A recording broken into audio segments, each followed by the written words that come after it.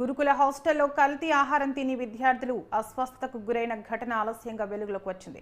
యాదాద్రి భువనగిరి జిల్లా భువనగిరి పట్టణంలోని గురుకుల హాస్టల్లో ఆహారం తిన్న విద్యార్థులు వాంతులు విరోచనాలు అయ్యాయి. దీంతో విద్యార్థులను జిల్లా కేంద్ర ఆసుపత్రికి తరలించారు. హాస్టల్లో మొత్తం 9 మంది విద్యార్థులు అస్వస్థతకు గురికాగా ఇద్దరికి విషమంగా ఉంది. వెంటనే వారిని మెరుగైన వైద్యం కోసం హైదరాబాద్కు తరలించారు. ఎమ్మెల్యే అనిల్ కుమార్ రెడ్డి ఆసుపత్రికి వచ్చి విద్యార్థులను వారి కుటుంబ సభ్యులతో మాట్లాడి విషయం తెలుసుకున్నారు. విద్యార్థుల అస్వస్థతపై ఉన్నతాధికారులు స్పందించకపోవడంతో విద్యార్థుల తల్లిదండ్రులు ఆగ్రహం వ్యక్తం చేస్తున్నారు.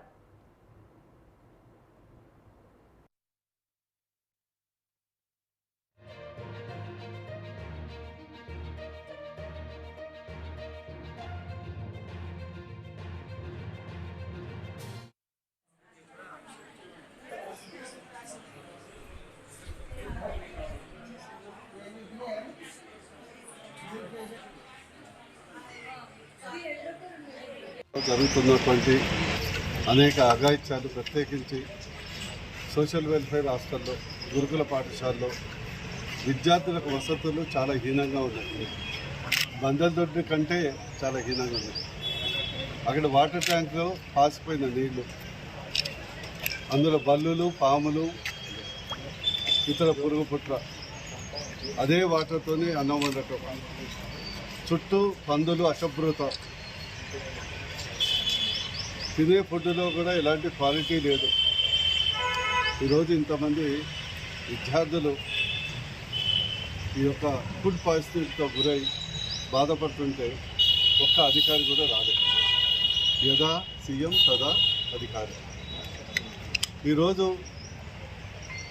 సాధారణంగా గురుకుల పాఠశాల అయినప్పుడు అక్కడ ఉన్న సిబ్బంది, అక్కడ ఉన్నటువంటి అధికారులు, గురుకుల పాఠశాల ఇన్ఛార్జీలు, స్థానిక విద్యాశాఖ మినిస్టరు, భువనగిరి పట్టణంలోని గురుకుల బాలుర పాఠశాలలు ఈరోజు ఫుడ్ పాయిజన్తో భువనగిరి ఆసుపత్రిలో పిల్లలందరూ ఇక్కడ జాయిన్ అయ్యారు.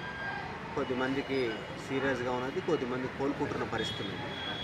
అయితే ఫుడ్ పాయిజన్ ఎందుకు జరిగింది ఏమిటి అనేటువంటి విషయాన్ని కూడా మేము ఆ తల్లిదండ్రులతో కూడా మాట్లాడాము. అలాగే దానికి సంబంధించినటువంటి ఆ బాధ్యులతో కూడా మాట్లాడాం.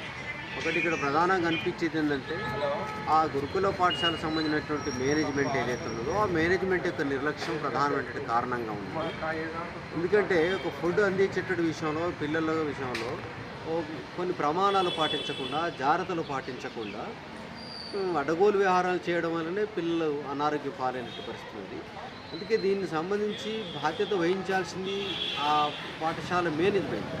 కానీ వాళ్ళు చెప్పేది ఏంటంటే ఇంటికాడ పండుగ ఉంది కాబట్టి పండుగ సందర్భం ఏదో తిన్నారని చెప్తున్నారు. చాలా నిర్లక్ష్యంగా మాట్లాడుతున్నారు.